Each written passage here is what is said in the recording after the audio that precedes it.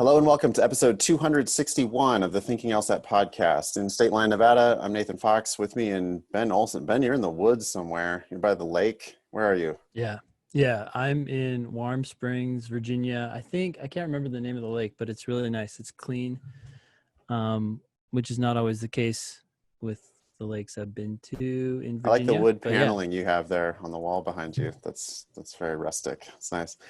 And Kelly Buckley, who is a GW2L transfer. Kelly, you're home for the semester, though, in Wisconsin? Yes, that's right. Welcome to the show, Kelly. We're going to get to an interview with Kelly about the her 1L year and application process, transfer application process, what it's like to be a 2L virtually going to law school in COVID times. We've also got a Pearl versus Turd with a logic games tip. We have a question about going part-time or not. We have a question about whether to write an addendum for a last semester GPA drop. And we have an update from Gap Year Curious Beth. The show is going to air on Monday, August 31st. If you're hearing this, you are on the launch date. It's in the middle right now of the August LSAT Flex testing week. Good luck, everybody.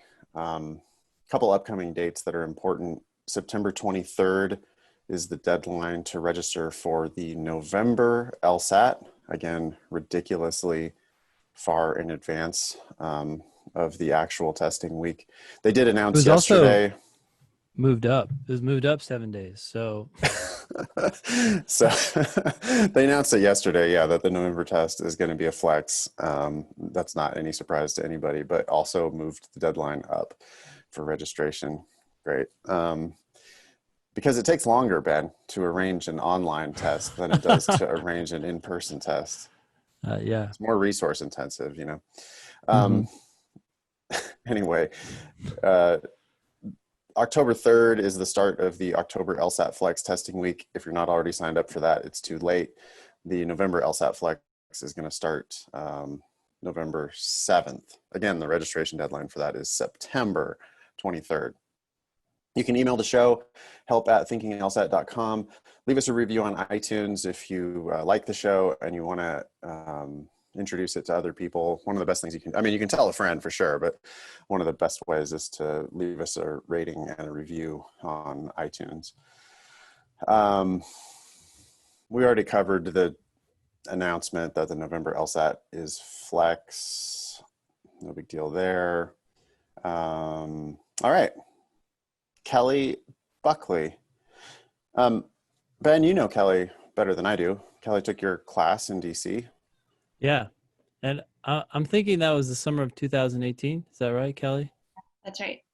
I feel like you were in that class too that was at GW in that big auditorium. Yeah, that's right. Okay, cool. It all works out. Yeah, I remember you sat up like to the right, on the right side. Yeah. So anyways, yeah, everybody kind of stakes out their seats, right? And then they just stay there for the whole semester generally. But that was a fun class. I think it had like 65 people in it or something. So that was crazy. But so you went to school and then you transferred to GW, which I of course have some affinity for. And then you reached out and you were just saying thank you or something. And then I said, come on the show. Is that what you wanted out of that thank you? Probably not. I wasn't really sure, but I thought that I should at least give you a shout out since you were kind of my Sherpa through the entire application process. Yeah. I don't know if anyone's ever called me a Sherpa, but I'll take it. Well, the podcast especially. Yeah. Yeah. How many episodes of the podcast did you listen to, Kelly, when you were en route to law school? Ooh. I would say at least 50. I remember there was one where Ben had, there was like the lawnmower was always coming back and it was all, and then you had to change your location or something. Yeah. That's probably mine. Or maybe it was I used to have the crazily aggressive yard workers going. It was like every day they were out there mowing the lawn. Yeah. Cool. That's pretty funny. I heard yesterday, Ben, from somebody who said that they had listened to every episode of the show 3 times. They had listened all the way through 3 times. I was like, do I call the cops, or do I just like start running for it right now, or what do I do? Nah, we appreciate it. Did they provide any rationale, or are they just dropping that? Yeah. No, it was basically like they listen at work. They just put it on and listen at work. You know, they're not like really listening. They just have it on for some company in the background at their awful law firm job. Yeah. So, hey, Kelly, why law school? Did you always know you wanted, since kindergarten, did you want to go to law school? Oh, no. I was not. That was actually in preparation for the conversation with you guys today. I was thinking about it. I never in a million years wanted to go back to grad school. And so I moved to DC after I graduated from the University of Wisconsin with a bachelor's in East Asian Studies and Chinese, and thought that I wanted to go the international relations route.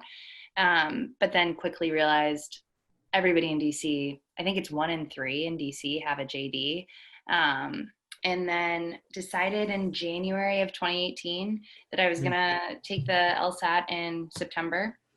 Found Ben's class, and then spent those summer months studying and haven't looked back. I'm really happy that it worked out. Yeah. So you're at law school now. Yep. And you're still happy with your decision. I am, surprisingly. That's good. That's great. No, I mean, that's, some people are, and we're happy to help those people get there. But a lot of people, don't end up being happy. So I'm glad to hear that. Cool. You had to kill it, Kelly, in your 1L year. Most people aren't able to transfer. What did you do to succeed in the 1L year? And then I guess you can get into the transfer story. Yeah. So another shout out to strategy prep with Ben in DC. I had a really strong group of friends out of that class, and one of them ended up going to Catholic with me. Catholic's a really small school, so it was a really small community.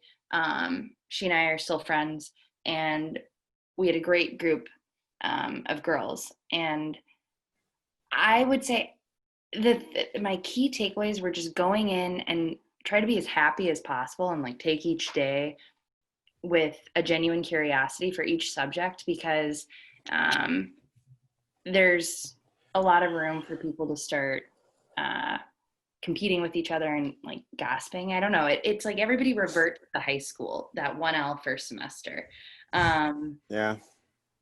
And so I think I really benefited from Catholic, just the community and as a foundation, because it was so small. Everybody was really willing to help each other out. I was in a different position. I started thinking about transferring pretty early on because I had some family obligations in Wisconsin. And so I looked at their application and sort of decided, okay, I'll just give that a shot. And as you guys probably know this, but most schools won't accept transfers until you have your spring grades. So it was one of those things that I just punted then to second semester, but was able to get most of my application done, have those difficult conversations with professors for recommendations, even first semester. Difficult because you're leaving. Yeah, and they're just, some schools require you to meet with the dean, and some professors will refuse to write reference letters for you unless they know your LSAT, and they basically want your blood type and your retina scan before they'll vouch for you. And I've heard a lot of rumors. Some friends of mine have said certain things about certain professors, but lower tier schools don't want you to leave. And so, of course. Right. Yeah. And so that was a little hard. And then there was a lot of stigma attached, like from the 2Ls and 3Ls. I felt like, oh, you're not going to be, because Catholic is kind of a feeder into other schools in DC. I think American is even becoming more like that. But yeah. Yeah. They want you to stay at their lower ranked law school with them. Yeah. They don't want you to go to higher levels and achieve more. They Right. want you to stay. I mean, it's Yeah. not like they don't genuinely also like you, and it's not like they're not going to genuinely miss you. But when it Right. comes to like the administration or the professors or whatever, I mean, they're Yeah. just it's all about money, and it's all about the Right. prestige of the school. And if you leave, then you're going to go kick ass at GW instead of kicking ass at Catholic. So when you did you only apply to GW for transfer? No. I applied to Wisconsin and I was admitted. Okay. So I was selling all my things in DC, getting ready to move to Wisconsin. And honestly, again, Ben's advice in the back of my head, go to the school where you want to practice. And I was just sort of torn. And I know that I want to end up back in DC or just on the East Coast in general. So I had applied to Georgetown. I didn't get in. And I applied early, I think it's their early action. So back in February, March, didn't get in. And so then I kind of started to just accept Wisconsin was it. Then I spoke to a friend and they said, well, have you thought about GW? And I was, to be completely honest, like kind of resistant to it because I felt like, well, I shot my shot with Georgetown. It didn't work out. So now this is the only alternative. So I applied late to GW after their application had closed. I think a lot of this is with COVID, everything has just kind of been thrown out the window in terms of like. What are the typical deadlines for transfer students? End of June, early July. I think few schools have end of July. Like George Mason has end of July 31st. I think BU has July 31st. But GW is closed, I think June 15th, and I applied in August. And then 2 weeks later got in. But, and I'll caveat this for other folks that are thinking about it, because I didn't apply early, I wasn't able to do write-on competition. So I wasn't able to do journal or our law review, which is a bummer. But or lucky you. I mean, now you don't have to do journal. I mean, it's a shit ton of work for uncertain benefit. Did Catholic try to offer you money to stay? Did you think about negotiating? Did you think about taking the money? That's a really good question. So I had a really nice, generous scholarship for my first year, and which is part of the reason why I went there. And when I had my acceptance from Wisconsin, I asked them to bump it $15,000 more, and which would have helped with living expenses. And they said no. And they said in years past, we probably would have said yes. I have heard from other friends who got into higher ranked schools leaving Catholic that they were offered more money. So I don't know if it was just that I didn't get into Georgetown or Northwestern or one of the others. I did say at the time, if I got in to, wherever, and then Catholic came back and said, oh, we want to give you a full ride and do all of that, then I would have stayed. But that wasn't in the cards. And so, but I think it's so important to negotiate. It's such a hard conversation to have. And the earlier you start having it, the better you are in creating a habit too, even in terms of like for your professional experience. Yeah, that's a good point. Build that muscle now. I was yelling at my class last night. I was like, listen, if you're not asking for application fee waivers and if you're not asking for LSAC report fee waivers, ask for both of those things and just start practicing now, because that's what you're going to do as a lawyer, is ask a million annoying questions to people. And like, if you can't advocate in that way, such an obvious, easy way, if you can't do that now, then how are you going to help your client? So did they, once you actually told them that you were really leaving, was there any like post negotiation? No, they were just like, sorry, that's sad, bye. Yeah. I have heard a rumor that a third of, so we were at like 150, 155, a third of my class transferred out. Wow. That's a significant, Yeah, it's a lot of revenue. Even though you got a scholarship, you're still, it sounded like sending them some money. So, what are the kinds of things that they're looking for in a transferee? Because when you're applying to a school, we of course have to worry about the LSAT, GPA, and personal statement, and then secondary is like resume and stuff like that. But what are they looking for when you apply to GW? Can I guess? Yeah. Grades. Grades are most important. Yep. Okay. That's it. And that's what. Do they even ask for your LSAT score? I think only because you have to do it through LSAC, so you have to disclose that in that initial application. But no, otherwise no. That's interesting. So I guess they don't have to report your LSAT score to U.S. News and World Report ranking, even if you're a transfer student? Nope. No, because they're only reporting the stats for the incoming 1L class. I didn't know. I thought they would keep those stats. I thought U.S. News, if I were U.S. News, I'd want to know each of the 3 years because that tells a picture or a story as well. But anyways, okay. Okay. I'm sure folks that listen know this, but I found universities' 509s reports the most helpful because you could go in and you could not only see what their 1L class had brought, but also the transfers. So they have a little box all the way at the bottom of the report, and it highlights what the average GPA was. If I think it's over more than 8 people that transferred in, and then it also says how many people transfer out. So not knowing this, going into the process, thinking it was only going to be Wisconsin, people started suggesting that I apply to Georgetown because Georgetown and Fordham actually are 2 of the schools that accept the most transfers. And I think that's because they're also feeders into the T14. So you can they're losing people. Mm-hmm. So I think Georgetown they had, on average, they have 100 transfers each year which is a class at some schools. Wow, that's huge. So then where are people going from these top schools? Are they just leaving or are the school classes just getting bigger? I'm not sure. I have a good friend who transferred from Cornell to Harvard. So I think if you're in that sort of rat race mentality already, you're probably just bumping up. I don't know. Yeah. There's going to be some attrition at the top school, at every school. People get sick, a girl in my class at Hastings got pregnant and decided she didn't want to finish.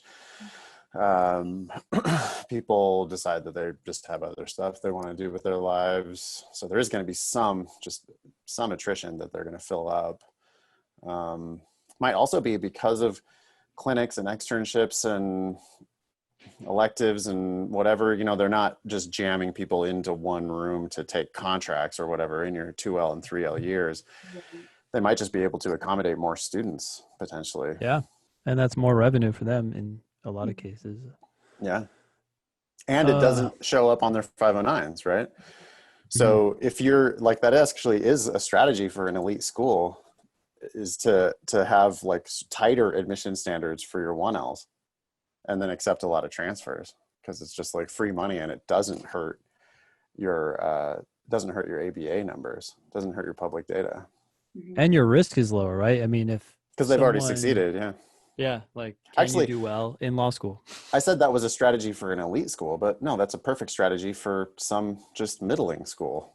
That's what they should totally do, right? Like Catholics should shrink the size of their 1L class and then start taking transfers from, just whatever schools that are ranked 150th in the country or whatever, take a bunch of transfers, make a bunch of money. And we know that they're successful law students. That's what we'll do, John, when you finally do start John Roberts. You can just be like transfers only. We accept one out of 1,000 applicants every year. They get a 180. It's like, oh, great average. Cool. Ben, are you going to let me help you when you start John Roberts Law School? Do I get to be on your brain trust? Of course. Am I going to have to send in my resume? Yeah, and your official score report. Yeah, writing sample. Yeah. Okay. Kelly, we don't want to take up your whole day, but you were a very successful 1L. Do you want to give some tips for how to succeed as a 1L? Yeah, sure. I I'm really glad, speaking from personal experience, of course, that I took some time and actually worked. I think I came in as a much more intentional student.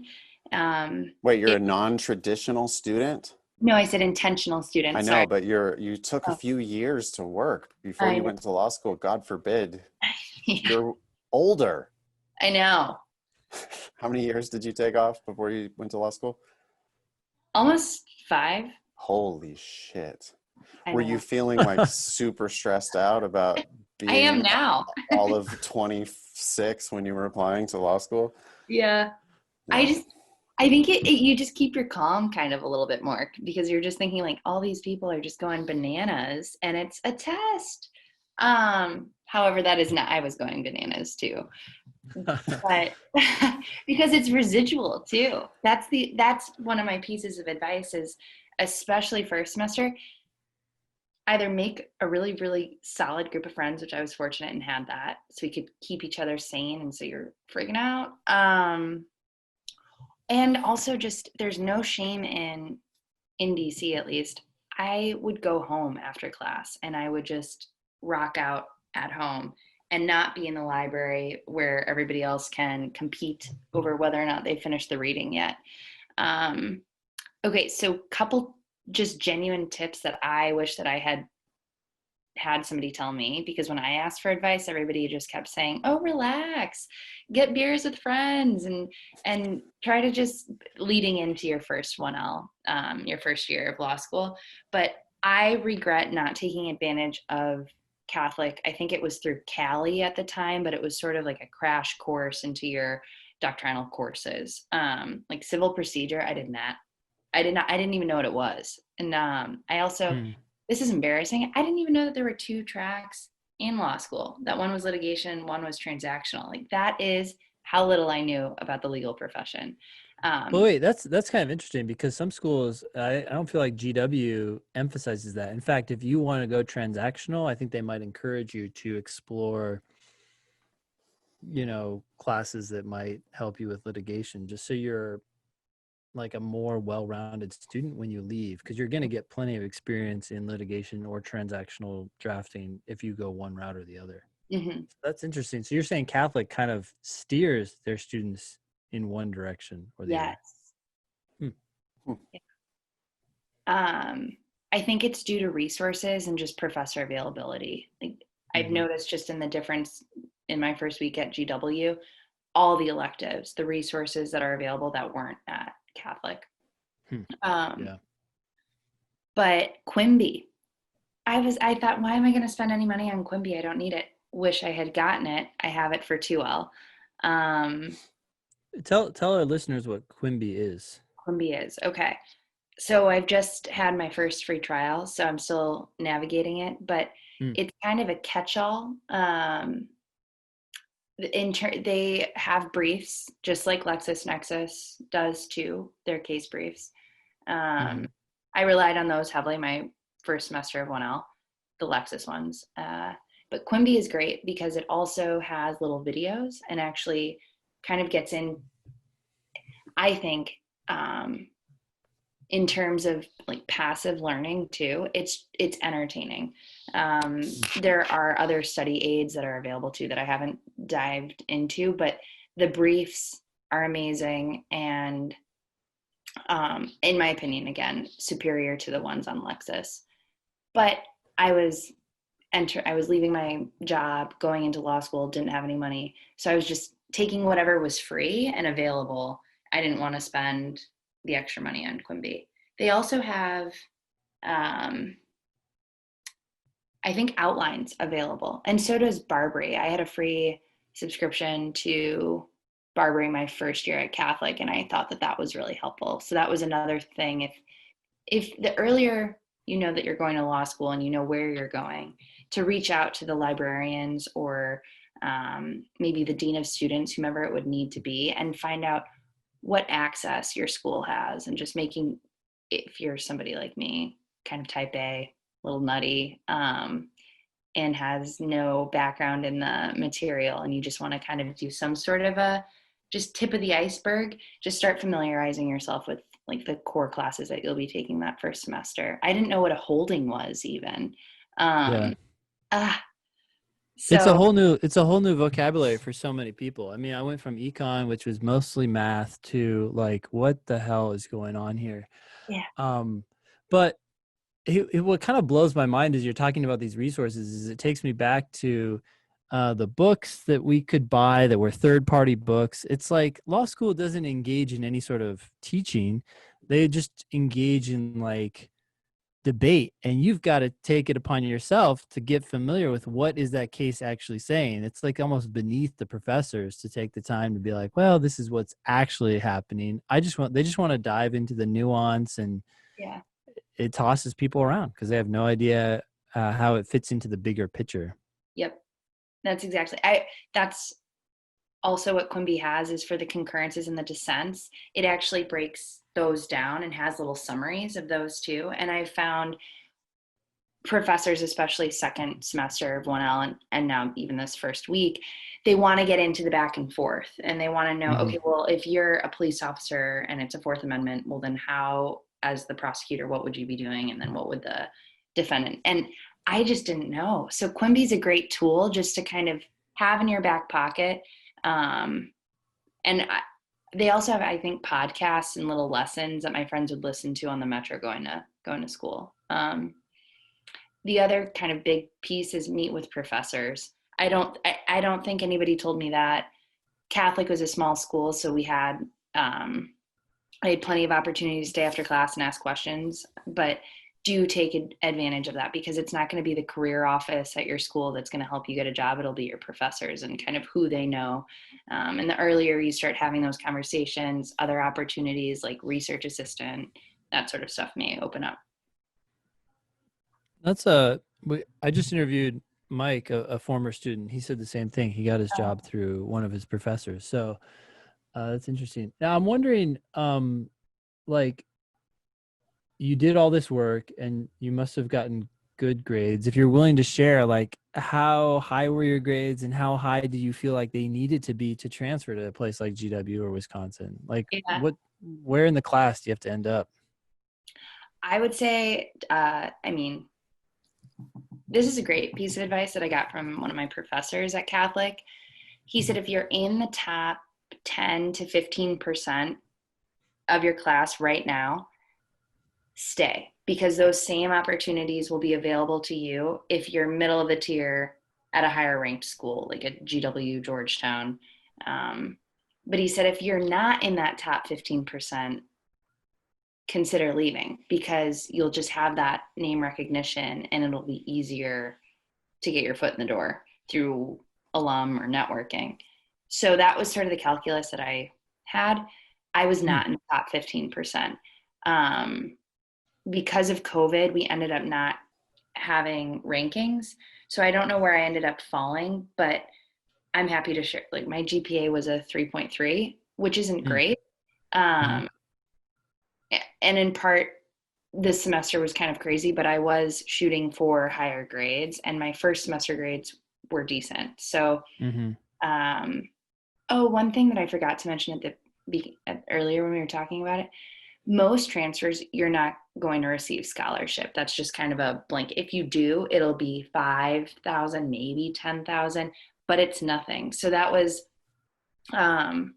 something else to kind of consider before you start going down this rabbit hole. Yeah. So that's interesting. I guess I would have assumed that you would have had to be in the top 15% of your class to be successful at transferring, but it almost sounds like no. Well, she might not be that far away either. I mean, 3.3 sounds low, but 3.3 is an A- average, and most law schools are going to curve around a B+. Yeah. So, oh wait, sorry, no, 3.3 is a B+ average. Oh, okay, so maybe you're right in the average. Yep, average. Oh, yeah. no. But wow. So okay. But you did better in the first semester, and that's when they were really making the transfer decisions. Yeah. I think had COVID not happened, I maybe would have had a better shot even at Georgetown. But yeah, I also think because I'm an untraditional student, I have that work experience. And so what I have also heard is that law schools, especially admissions, are looking at, one, are you going to stay in this area and actually make us look good? And then two, can you actually get a job? And so I've been told your resume kind of speaks for it. So maybe that also kind of helped push me over with the 3.3. I don't know. Yeah, pure speculation, but I mean, I would think that might even be more true now than before, because recessions in the law tend to happen after recessions in the broader economy. And so they could be thinking like, oh my God, we have this disaster about to happen in 2022. Our graduating class, like, or 2023, whatever, our graduating class is going to be like dying to, they're going to be, it's going to be a horrible job market for lawyers potentially. Yeah. And so they could want people who are a little bit older, work experience, connections, they're like, well, Kelly will be able to get a job around here. And some of these 21-year-olds won't. So interesting. Yeah. Anything else, tips for 1L or anything else you need to talk about? I'm sure you've got, you're in the thick of your first semester already. Yeah, your 2L a year. Off to a What great. classes are you taking this semester? I am in legislation and regulation, which is a requirement at GW. I think more and more schools will start requiring it. I'm in the art of lawyering because I'm also clerking with the Senate this semester. And what else am I in? Criminal procedure, which I love. And counter intel, law and policy, and international investment and arbitration. Wow. A lot of like interesting topics. That's the one thing about GW is they have a lot of adjunct professors from the area, right? Who do nothing but teach one class. Yes. And I like them because they were actually practicing, right? Like some academic professors, it's just like, do you have any clue what you're talking about when it comes For to sure. I can't agree with that enough. I mean, all of my, not all, but all but like one of my best professors at Hastings were the adjuncts. The full professors were, I mean, the ones who were just there doing research were so boring. Same with you, Kelly? 100%. And that just goes to show like the professors are the ones that you want to kind of be networking with too, because they're the practitioners, they're in the field, they can help you, navigate that next step. But yeah, no, I just wish everybody good luck who listens to the podcast, and you're doing the right thing by listening to the podcast. So obviously it worked out for me. And also, that was one other tip of advice that I got from a mentor who actually went to GW too. She recommended always reaching out on LinkedIn to folks, especially if you are thinking about going to a specific school. So when I thought I was thinking of transferring, I started reaching out I went to Wisconsin for undergrad, so it's huge. And people have gone to all different kinds of law schools, but they want to help you. So I guess my advice to either an incoming 1L or somebody thinking about law school or somebody thinking about transferring, like reach out to people, because also lawyers want to help, at least in my experience, other lawyers, because it's like we're going through the same sort of struggle. So I guess I say that too, if I can ever help anybody else who listens. My door is always open. Yeah, that's super nice of you, Kelly. But even for totally self-interested purposes, I think I've said this before on the show, but I try to connect to all of my LSAT students on LinkedIn. It's real casual. It's real easy. It's, it's a business connection thing. And like 10 years later, I have a student who's like, hey, I would like to meet an alum from GW. And I go into my LinkedIn and I'm like, oh, well, let's see. We've got Ben Olson and we've got Kelly Buckley and we've got whatever. And if we haven't been in touch in a while, then I get to take this student. They're going to benefit from meeting a GW alum, but I'm going to benefit because I get to reconnect with you. And then it's like you win because you meet a young lawyer who knows you might be looking to hire somebody at some point. And it's just like a win-win-win to do that kind of professional networking. And it's so easy on LinkedIn. I know I sound like I'm selling LinkedIn, but It's just too No, easy. LinkedIn is it's an underused resource for so many opportunities. Yeah, completely. So you do have a LinkedIn, Kelly. Do you want to shout that out, or I should. I don't know it off the top of my head, but I can look it up. I'm Kathleen Buckley at LinkedIn. I'm gonna see if I can find it really quick. I think it's just Buckley. Let me see. Or you can just post it, whatever's easier. we can put it in the show notes. Yeah, no That'll problem. be a good way for people to connect with you. Yeah. Cool. We're going to move on with the rest of our agenda. But so Kelly, if you want to stick around and do some news with us, you're more than welcome to. But if you've got to get back to work, that's totally fine. Up to you. Good. It was nice chatting with you guys. Awesome. Thank you. That's Great seeing Kelly you, Kelly. Buckley. Yeah. She's a 2L at GW Transfer. Thanks, Kelly. Thanks. Awesome. All right. Pearls versus turds time, Ben. Yeah, let's jump in. So this one says, "Hi, Ben and Nathan. I love the podcast. I have one pearls versus turds and a question for you guys. Pearls versus turds first. I came up with a strategy for sequencing logic games, and I'm wondering if what you think of it. When a question asks you to put 6 or more things in a sequence, I draw a vertical line in between slots about in the middle to help me more easily see which slot is which. I do this instead of writing the slot number underneath each slot. For example, if I have to order 7 things, I will put a small vertical line between the 4th and 5th slot. It makes it easier to distinguish between the slots since I can use the line as a reference point. For groups of 6, I would put the vertical line between the 3rd and 4th slots. Thoughts? Oh, I do that all the time. So I endorse that. It's like you're breaking up the game. But I usually do it not on, like, it feels to me like you're just taking a set of 6 slots and you're dividing it in half. But I would do it based on a rule. Okay, exactly. Because like I've seen you do it, Ben, when it's okay, there's 6 spots and W has to go in the first 3. Then you can draw a line between the 3 and 3 and put W on, or floating in the air is how you do it on the left side of the thing. This tip, that's not what that says. That just says, I draw a vertical line in between slots about in the middle to help me more easily see which slot is which. But well, what if there's 5 slots? What if there's 7 slots? I'm very confused. I mean, so she says, for example, if I have to order 7 things, I will put a small vertical line between the 4th and 5th slot. Yeah, that's a. What I guess okay. So she's got 4 on the beginning and 3 at the end. I know. That's why I'm like. Yeah. So okay, I got a little excited here, but I do do this, but it's based on rules. So I guess I would use it for rules. Yeah, I think if you're doing it based on one of the rules of the game, sure. But if you're doing it just based on the slots, I can see it making sense to divide 6 in half or divide 8 in half. But I can't imagine this being useful to divide 5 or 7 or 9. It doesn't. that's just not. My brain is rejecting this idea. My brain put this directly into the turd pile.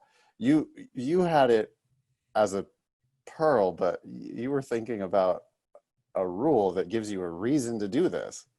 Yeah. I can't imagine telling people to do this independent of a rule. We could amend Sarah's tip to say, based on a rule, divide the game into 2. Yeah. I think it does. When I do that, it makes it much easier for me to quickly see, oh, things do fit there or don't fit there. But that's because I know, like W is assigned there, or a block TR cannot go before that thing. And so I know it's stuck in the back. I think it's useful if it's merged with something else. The point is you're incorporating one of the rules. You're incorporating a rule into a visual solution to the game so that you don't have to think about that rule anymore. You just can see, oh yeah, W has to go in these spots or W has to go in those spots. And so you're incorporating the information. arbitrarily slicing it based on some, you know, she literally said, in between slots, about in the middle, to help me more easily see which slot is which. And she seems to present this as an alternative to writing down the numbers. Mm-hmm. Now, I don't normally write down the numbers because I feel like if there's 6 spots, I can pretty easily glance at it and tell where the 5th or 3rd or whatever spot is. For sure. But to push back on that, I mean, how long would it really take you to write 1, 2, 3, 4, 5, 6? If you're worried about it at all, you could write that at the top of the page once and just be done with it. So it's not like it's even going to save. It's not saving time, right? Like saving 5 seconds is not what we're trying to do. Well, and I would argue too that I don't usually write numbers, but if I ever do, I write the first one and the last one, and it's enough to see in from the side. Oh, that's 5 or that's 4 or whatever. Right. And that's like 2 seconds too. I would much rather see you clutter up your diagram with rules and just use the number at the beginning and at the end if you have to use numbers. Well, it takes 2 votes to get a pearl, and I'm not voting for pearl. So I'll let you decide if you want to go tie or turd. It's up to you. I'm going to go with tie because I like that this is close to something that I do. It's just also Ben's on vacation. Quite there. He's feeling nice because he's in vacation mode at the lake. So we're now up to 8 pearls in the history of the show, 35 turds, and 18 ties. Most of the ties are leaning. Which we all know are, they both start with T. Yeah. All right, let's get to her question. You want to read that? So, Sarah says, so now my question. For the logical reasoning section, I have a question about going back to review questions. Okay, turd. Thanks so much for your help. I don't ever tell people to go back. Yeah. Well, I think she's saying, I thought she was talking about just during review, but no, she's talking, during the section. That's what I think. But let's go ahead and read it. I was kind of joking, but okay. Yeah, never go back during the section. But anyways, currently when I'm taking the logical reasoning section, I go through each stimulus, try to determine the flaw, and then find the answer choice as you guys suggest. However, sometimes despite spending good time on a question, I'm still not 100% confident in the answer. Instead of staying on that question, I move on and write down the question number to revisit later. Oh, yeah. No. Nope. I believe that taking a fresh look at it later will help me identify something I may have missed on my first attempt. Is this a good idea or a bad idea? For reference, I'm scoring in the high 160s on my practice test, and my performance is relatively even across the 3 sections. I would say if you're not sure, you're almost certainly down to 2. Pick whichever one you think is best, commit to that, and then move on. And if you're doing that a lot, you're going too fast through the section. If you have time to go back at the end, you're going too fast through the section. I get it. There's going to be 1 or 2 questions where you're not 100% sure about. Pick an answer. You're done. That's it. Yeah, it's a frantic way of doing the timed section. You're sending yourself the message that you need to race the clock. You're constantly like, gotta move on, gotta move on, gotta move on, gotta move on. I'm not done with this question yet, but I'm going to write down a number that takes some time, and I'm going to move on. And then on the next question, I'm going to remember that I have this list of other questions that I have to go back to. So then I have to make sure that I race through all of these remaining questions in the section. Of course, some of those I also won't feel confident about, so I'll write down the number for those ones as well. Then I'll finish the section, finish in scare quotes, the section, because you didn't actually finish it. What you did was you half-assed 5 of the questions, get to the end, then go back to the first one. And even when you go back to the first one, you're still remembering, oh, I have these other 4 that are on the list that I have to go back and review those ones again. Mm-hmm. And so here's the thing. Even if your hypothesis is correct, that taking a fresh look at it later will help you identify something you may have missed on your first attempt, you're ignoring the cost of doing this, which is this distraction and anxiety. And you're just, even if it helps you get that one right, the one that you flagged, it might make you miss 2 other ones where you think you were confident, but you really weren't, because you were just kind of skating through, you know, like skimming the surface so that you could finish, so that you could go back, so that you could then actually finish. I just can't disagree with that idea enough. I would much rather you just go through once, forward to back, and just get as close as you're going to get. Answer the question and then let go of it and move on. Hey, so Sarah has an update for us. She says, I took the LSAT and got a 174 exclamation point. Too bad my undergraduate GPA is a 3.54. Congratulations on the 174. I have to speculate here. So she says she's scoring in the high 160s, and maybe she broke into the 170s before she took the LSAT, but I wonder if this is just a function of the flex yet again. Right? Well, it could also be that she kept studying and her skills increased. Oh, for sure. Yeah, Sarah, I don't mean to detract from all your efforts and so forth, but I'm surprised by how many people we hear scoring on the upper end or the highest end of their range. Yeah. Simultaneously, though, we're also hearing people just killing it in the demon. And so, I mean, it could, like, I was thinking about it this morning. I was like, how many more students are going to tell me that they've improved already by 20%, by 20 points on the demon? Yeah. And I legitimately had the thought, like, did we like crack the code of the LSAT? Like, are we, it's like, we're going to shut down the LSAT because people are improving by so much. It's obviously self-serving of me to say that, but again, just because I'm biased does not mean that I'm wrong. And like, people are just absolutely killing it on the LSAT prep. So it could be that. Well, I do think it's a lethal combination. I know I've said this a million times, but the way it serves up questions is based on studies that have been conducted in a wide range of fields. And you combine that with our explanations, which focus on an intuitive understanding of the test, not a formulaic one. Those two things together. Yeah. I believe that's the best. That's why we're doing what we're doing. But I mean, there's a third thing too. Like, there's this synergy in the community that we've built. My classes, my Zoom classes are so much more effective than my live classes ever were. And it's not just because of the demon. I mean, it's definitely because the of chat the demon and stuff too. But the chat is fucking incredible. I mean, people are like, I'm going off on my, lesson / stupid tangent about whatever I want to joke about, right, in class.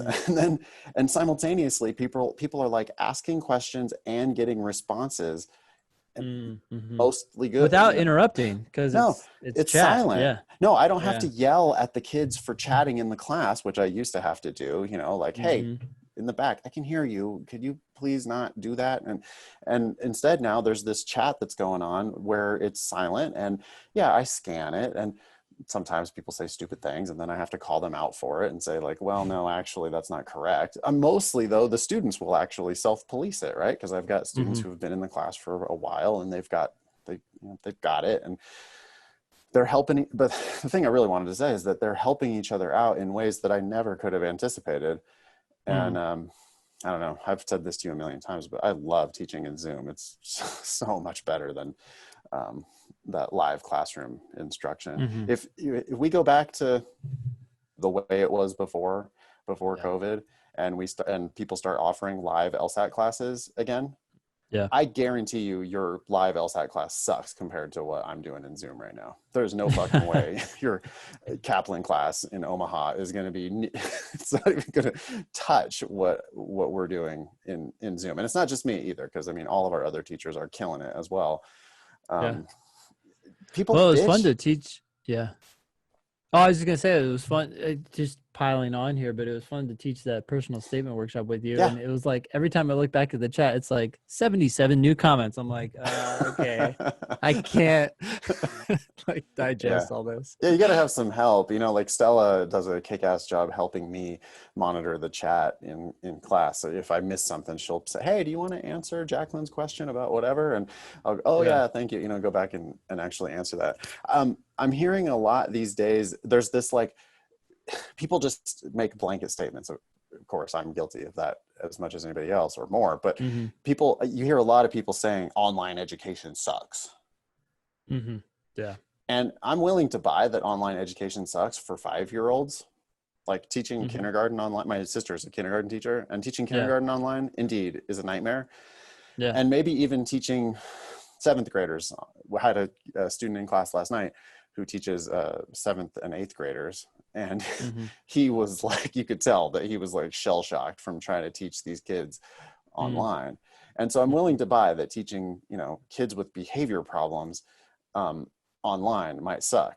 Teaching LSAT students online is vastly better than trying to teach LSAT students in a live classroom. Mm-hmm. Yeah. Everybody saves so much time. You're able to stay Yep. focused because you're in your own controlled environment. You don't have to hear other people chewing ice. You don't have to smell each other's weird food. You don't have to jockey for position in the classroom. There's no bad seat in the house. There's nobody who can't see. There's nobody who can't hear. You don't hear any distraction, chitter chatter. And then you actually have the chat where people are hugely helpful to each other. So it's just, it's better in a million. Oh, if you need to take a break, you just leave. Yeah, everybody's on mute, and if you need to do whatever you got to do, turn off your camera, go do whatever you got to do, come back 8 minutes later. You didn't miss anything. It's totally fine. Oh, and if you did, it's automatically recorded, and you can just watch it right after the class. So I can't. My teaching life has been vastly better post COVID. I'm very grateful for the opportunity to have just moved everything online. It's so much better. Anyway. Yeah. That was a lengthy tangent. Sarah, thank you very much. Sorry for shitting on both of your ideas about the LSAT. Congratulations on your 174. It's awesome. Imagine how well she would have done without these bad ideas about the test. Okay, next one. Mm-hmm. Part-time or not part-time? Hi, Nathan. Oh, this came to me, I guess. Hope you're doing great. Not sure if you answer questions here, but I figured I would give it a shot. Oh yeah, somebody just emailed this to me, and I said, okay, let's answer on the show. So I forwarded it to ADOT. Cool. I am not a typical student, worked in retail for 10 years, and then went back to school for my undergrad and MBA full time. Okay. I have always joked I would be a lawyer in another life, but never put any real thought behind it because I didn't think it was attainable, but here we are. I would have to get my JD in a part-time program, and I am currently working as a legal administrator. I'm looking at Loyola Chicago and DePaul as they are both close to my home and work in my schedule. First question is, do people look down on part-time programs, as in getting a job after graduation? Second question, I know you said to wait until the next cycle if you are past the August cutoff LSAT, but if I am most likely going to have to pay for it regardless, does it matter? Am I crazy to try to go to law school at 34? Let me know your thoughts. Thanks, Ashley. There's a few different questions there, Ben. You want to tackle one or more of them? Yeah, so I was thinking about the first one. Do people look down on part-time programs as in getting a job after graduation? I don't know, but my reaction is, if you have to do part-time, don't worry about that.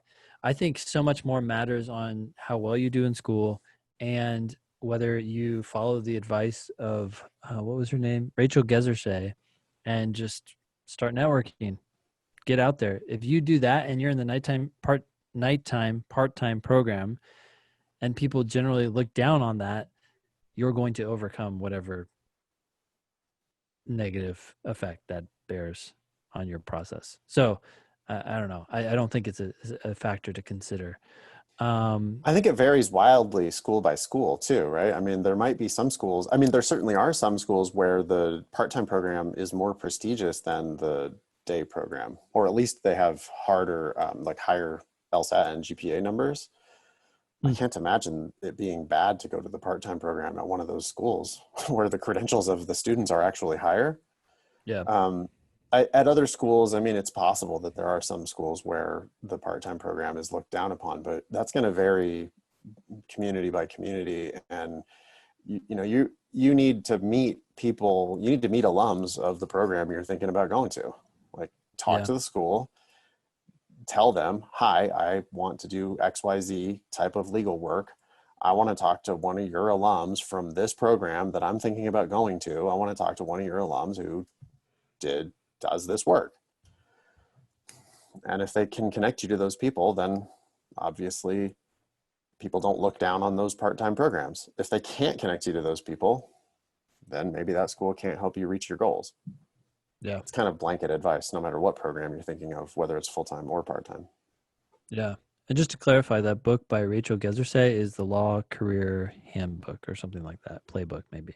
Yeah, it's got like templates for how to reach out to people, scripts for calling random cold calls for people, or cold emails. It's definitely worth, the $15 or whatever. Yeah, 15 or $20. Yeah, seriously. Yep. The second question, I know you said to wait until the next cycle if you are past the August cutoff LSAT, but if I am most likely going to have to pay for it regardless, does it matter? Why are you assuming that you're going to have to pay for it regardless? You just need to work longer on your LSAT. You take that extra time to push up your LSAT score, it is gold. It is literally gold. It's money. Not every part-time program offers scholarships, I think, but it's all on the 509 reports. And many part-time programs do offer full rides or even full rides plus. So why, I don't understand this assumption that you have to pay. If you're assuming you have to pay, I would think you probably just shouldn't go. The tagline of the show is "Don't pay for law school." I mean, it's pretty simple. If you have to pay part-time, but you can get a scholarship full-time, then go full-time. It's probably worth it. Yeah, totally. How much money do you make at your job? I mean, free tuition to law school is very likely more than you make, or, because you could flip it, right? You could like go full-time on a scholarship and then 10 bar instead of working full-time and paying tuition to go to a part-time program. I don't know. People do, I think, need to be a little more flexible with their ideas. I was yelling last night, Ben, at the class, because I get it a lot where people are like, they just insist that they have no geographic flexibility. And I'm like, well, what do you do when your career office at UC Hastings tells you as a 1L that there's no way you're going to get a job in the Bay Area when you graduate, and that you need to start applying to law firms in Fresno? Like, think it through, Yeah. I mean, it's like, the reality is, if you're trying to build a legal career, you might have to move to get the job you want. Yeah. Like, this is obviously a Chicago resident, and Chicago's a big place and there's lots of jobs in Chicago, but I don't know that Loyola Chicago or DePaul are going to guarantee you, lucrative legal work in Chicago. So Ashley's being like super stuck on law school in Chicago, but she might find out 3 or 4 years from now that if she actually wants a job practicing, she's going to end up moving to not Chicago. So, and it doesn't have to work out that way. Certainly some people do go to law school in Chicago and work in Chicago. I just think people need to, if you're serious about law, you probably need to be willing to make some sacrifices, or you need to be willing to put your career first. How about that? Yep. Or think outside the box. I mean, there's so many, basically what you're trying to do is solve a problem. And there are so many solutions to whatever problem it is. You're trying to make money, you're trying to find fulfillment in your career, or you feel stuck in Chicago because of some family situation. Start thinking about it. Like, who needs what and where? Do you need to come back and visit? Like, do you really need to be there? Do your kids have to stay in the same school district? There are so many assumptions we just all walk around. The semesters are only 14 weeks long, right? I mean, you actually only have to be, even if they do require you to go to class, which of course isn't happening in COVID times, but even if they do require you to go to class, it's 2 14-week semesters per year. That's 34 weeks out of 52. Yeah, you have to show up for your finals, but that's like 3 exams during a 8-day exam period. And so at least be open to possibilities that you weren't thinking about, right? At least consider applying to a school that's 2 hours away. You're not obligated to do anything once you applied. Apply, see what happens. Maybe they make you some crazy offer. Maybe it turns out to be worth it. Yeah. Okay. Do you think she's crazy to go to law school at 34? Oh, no, not at 34. I think it's getting up there, and I would really just question your desire to go to law school. But since you're a legal administrator, I'm assuming that you are seeing the kind of work that you're going to get involved with. So I'm a little more confident in your decision than someone else who might be in like marketing and has decided at age 34 to go to law school. But regardless, you got to make sure you like what those lawyers do at your firm. Yeah. I mean, I don't think you're any crazier than everyone else who's like, it is crazy to go to law school in many, many cases. It's just like, what are you even getting yourself into? It's insane. But because you work in, because you're already working in a firm, you know what you're getting yourself into. So name a lawyer whose career you're trying to replicate, who you're like, yep, this lawyer, they went to DePaul. I'm going to go to DePaul because I want to do exactly what that lawyer does. If you can do that, then I don't think it's crazy. Yep. If you can't, I think you don't know what you're getting yourself into. Like people are just, in many, many cases, people are just buying a dream, right? They have no idea what lawyers do. They're going to just go to law school. Name a lawyer, name a lawyer whose career you're trying to replicate. And they're like, well, Barack Obama is a lawyer, ha, ha, ha. And it's like, yeah, okay, you're not doing that. let's be real about what you're actually going to do. But then the age thing, who cares? I mean, law is a thing that you can easily practice law until you're 90. Yep. You don't need. There's no heavy lifting involved. There's long hours involved. There's making your work the primary focus of your life involved. But if you're willing to do those things, then age, I don't know, just seems kind of irrelevant. All right. Yeah. I was just looking up Alan Dershowitz, for example. He's kind of notorious, but he was born in 1938, and I think he was just testifying before the Senate, like with the impeachment stuff a couple of years ago. So yeah, he's practicing. Anyways. Ready to dive into this next email? Yes, this is from Joe Turk. Okay. Hi, Ben and Nathan. Longtime listener and Lsat Demon user here. The last time I wrote into the show, you both helped me answer some general questions regarding how to incorporate my experience in Division I football into my personal statement. Okay, apparently that's episode 241. If it helps ring a bell, I also wrote about going blind in one eye during my sophomore year. Oh, I do kind of remember that. Thank you for the helpful advice. My next question has to do with a GPA addendum. My LSAC GPA is a 3.84. Nice. And over the course, nice. And over the course of my undergraduate years, my GPA shifted only slightly every semester. 3.9, 3.8, 3.7, 4.0, etc. However, despite finishing with a cumulative GPA of a 3.82, in the final semester of my senior year, I received a 3.4. I know this isn't a bad GPA, but considering it is a slight drop relative to my past semesters, as well as your guys' repeated emphasis on finishing your undergraduate years strong, do you think it's worth writing an addendum? My immediate reaction to this is no. The point of an addendum is to bring attention to something. And so if someone has a low GPA and then they have a higher GPA, what you're doing is you're bringing attention to the higher GPA in the later semesters. Here, what are you going to do? Talk about how your GPA was higher in your first semesters? I don't think I would talk about this. You? Well, I mean, 3.84 LSAC GPA. I was just going to look up a 509 for 509 Michigan law.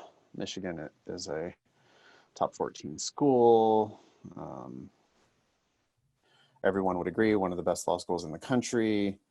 Their 25th percentile GPA is 3.56. Their 50th percentile GPA is 3.81. 75th is 3.88. So your GPA is between the 50th and 75th percentile. It's better than average at one of the best law schools in the country. 3.82. Wait, no, LSAC GPA 3.84. Yeah, so you're above their 50th percentile. You're almost at their 75th percentile. And now you're going to write an addendum that says, hey, look, I got bad grades my last semester, but I'm going to make an excuse for it. I don't think they really care, right? Because at the end of the day, they only have to report the 3.84. Yeah, no, your grades are good for them. They don't, yeah. We only want to acknowledge a bad semester if our grades already are kind of bad, right? And we want to, and then we're going to make the case, hey, look, my grades would be so much better if not for this one semester where something beyond my control happened. And usually you want those good grades to come from a later semester because the argument is this is who I am now, not who I was. They're not going to look at your last semester and go, oh, look, this guy, we're going to discount his, they get to report your 3.84. They don't give a fuck about that 3.4 in the last semester. Yeah, absolutely do not. And you know what? If he also, if he did, I can't remember, but if he actually talked about the blindness in his personal statement, and then he also is writing an addendum about a torn ACL and being in a bad place mentally and physically, they don't now want it's sound anyone like losing. Yeah, they don't want people in a bad place. They want people in a good place. They're not trying to bring problems to their school. So the more problems you tell them about, the more they're just going to be like, let's just pass on this one. He told us about 2 separate physical ailments. That's like your grandma, who the only thing she talks about is her doctor's appointments. People don't, I love my grandma, but nobody wants to hear that. So, Joe, clear pass on talking about this last semester. Yeah. Okay. Just read the PS. Yeah, the PS. I've raised my diagnostic score of a 147 to consistently scoring in the high 160s now. Wow, good. That's good. That will help you a lot. I attribute this increase to the demon as well as the podcast. More specifically, though, I thank you both for the unparalleled instruction / explanations. I don't know what I would have done without you guys. Oh, thanks, Joe. Thanks, Joe. You did the work, Joe. So I also get greedy, Joe. Shoot for the 170s. If you get that into the 170s with your 3.84, you could literally be talking about Stanford. So, a 147 is a great starting score. You've improved by 20 points already. That's awesome. But we have seen people improve by 25 or 30 points. And, another handful of points could be the difference between Michigan, great school, or Harvard. By the way, if you get into Harvard, you should turn it down and go to Michigan for a full ride and a stipend. But that's awesome, Joe. All right, last email. Update from Gap Year Curious Beth. This must be a previous correspondent. Follow up for Ben and Nathan if they are interested. After listening to your advice, I am 100% taking a gap year. I took my July LSAT and performed poorly. I got a 155. Yikes. That's about 10 points lower than I had been performing on my diagnostics. Yeah, okay, so definitely retake. Unfortunately, I received news the night before the test administration that I had lost a family member. I just wasn't in the right headspace. Yeah, that's what withdrawing is for, man. Yeah. Everybody but maybe she wasn't even in the right headspace to make that call. Yeah. But we should I don't know, this is like almost part of the preparation, right? Mm-hmm. You have an option to withdraw up to the night before the test or the day before the test. You can go onto your LSAC account and you can withdraw. If you withdraw, you get at the last minute, you get no refund, but it also doesn't show up on your score record, doesn't count as one of your attempts. It's just as if you were never registered. And I mean, hey, if your family member dies the day or two before the test, that's a clear withdraw. You just, there are more important things than the LSAT. And it's too bad that Beth didn't just walk away. That said, schools only care about your highest score. So whatever. Yeah. I know the score is not representative of what I am capable of. I am going to get back to studying and start using the demon this time around. I will possibly write an addendum stating these circumstances, but I'm already writing one about the semester that I got B's and messed up my 4.0. I had some unresolved medical issues and missed several weeks of school. Don't write 2 addendums. Now you're going to just be like a string of excuses. I don't even know if you need to write the one about. That's what I was going to say. Don't even write don't write either one of these addendums. Like, you got to think about what the schools actually want. They want your LSAC GPA and they want your LSAT score, your highest LSAT score. So this 155 where your family member died and you weren't in the right headspace, that's not what they're buying. They're buying the 165 or the 170 that you'll eventually get when you're in the right headspace. In short, when you give them that 165, they're not going to care about the 155. Exactly. Or whatever. And so then all you're going to do is like say, hey, also look at this lower score. And that's when my grandma died and I wasn't in a good headspace. And they immediately are like, whoa, I don't want to hear about your dead grandma. And I also question your judgment for taking the LSAT when your grandma had just died. And like, it's negative. I don't see what good can possibly come out of that. Well, same thing here with the semester that I got B's and messed up my 4.0. I mean, I'm to understand that you probably have like a 3.85, right? Yeah. You and Joe are in the same boat. And now you're like, well, but also look at this semester where I got B's. I had some unresolved medical issues and I had to miss a whole bunch of school. And now they're like thinking, okay, so this is somebody who, they've got a lot of talent. You know, boy, we were about to admit her because she had a 3.9, but now she's telling us about these unresolved medical issues. And one time she had to miss a whole big chunk of school. And is that going to happen again? Is that going to happen when you're in your second semester of your first year? What's going to happen when you come here? Yeah. You don't want that.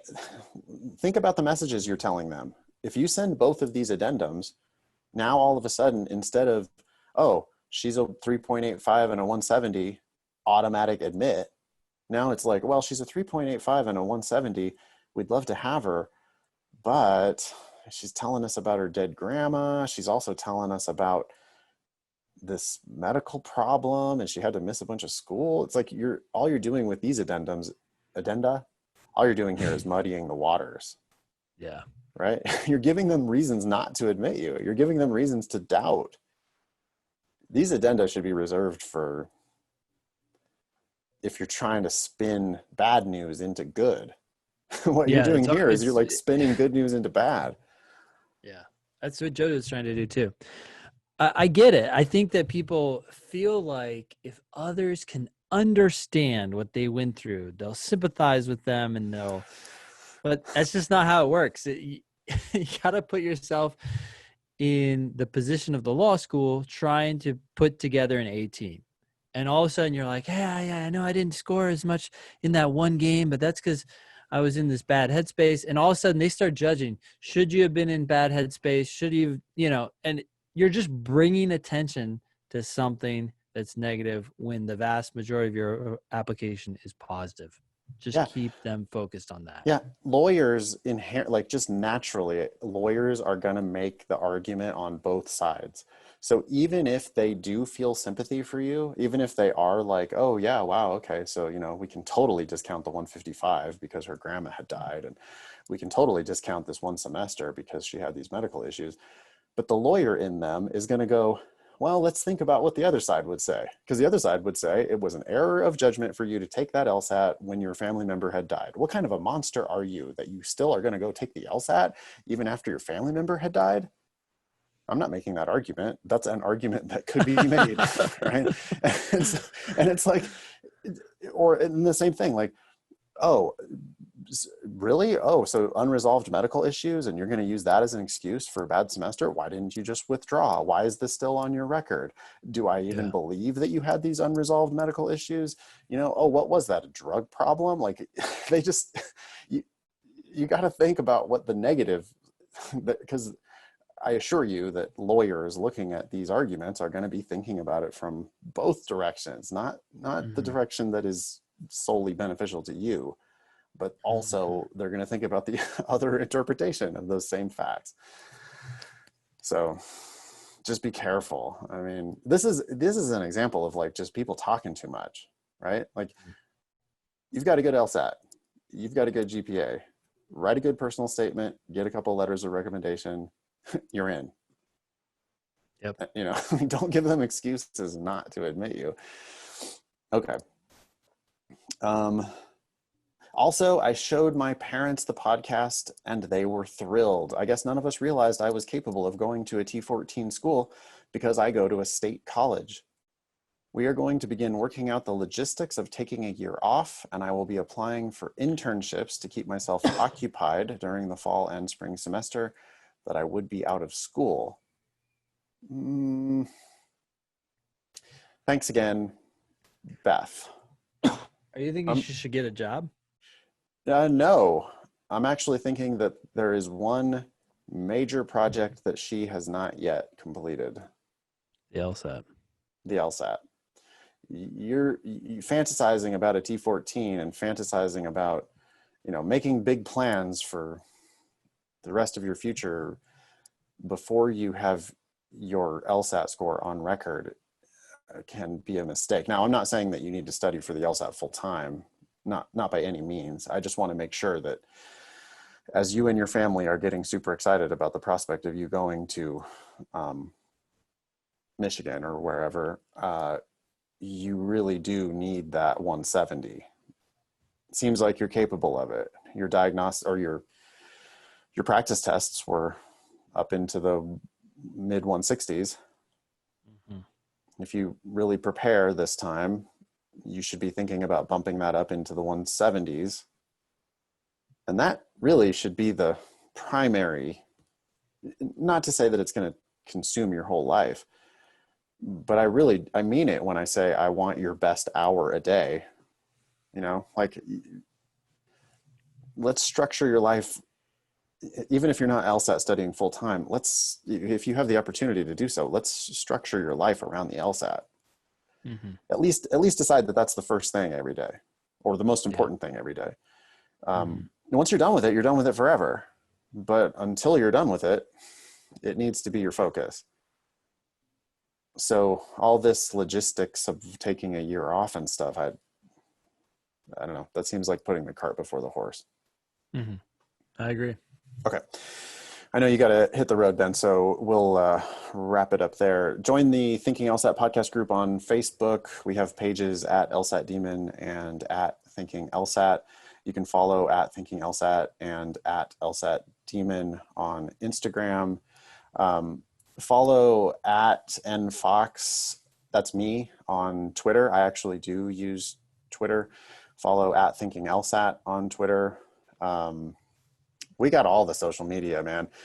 YouTube, we have 2 channels. We have a Demon channel, LSAT Demon channel, and a Thinking LSAT channel on YouTube. Our websites are lsatdemon.com and thinkinglsat.com. All sorts of good stuff on those 2 sites.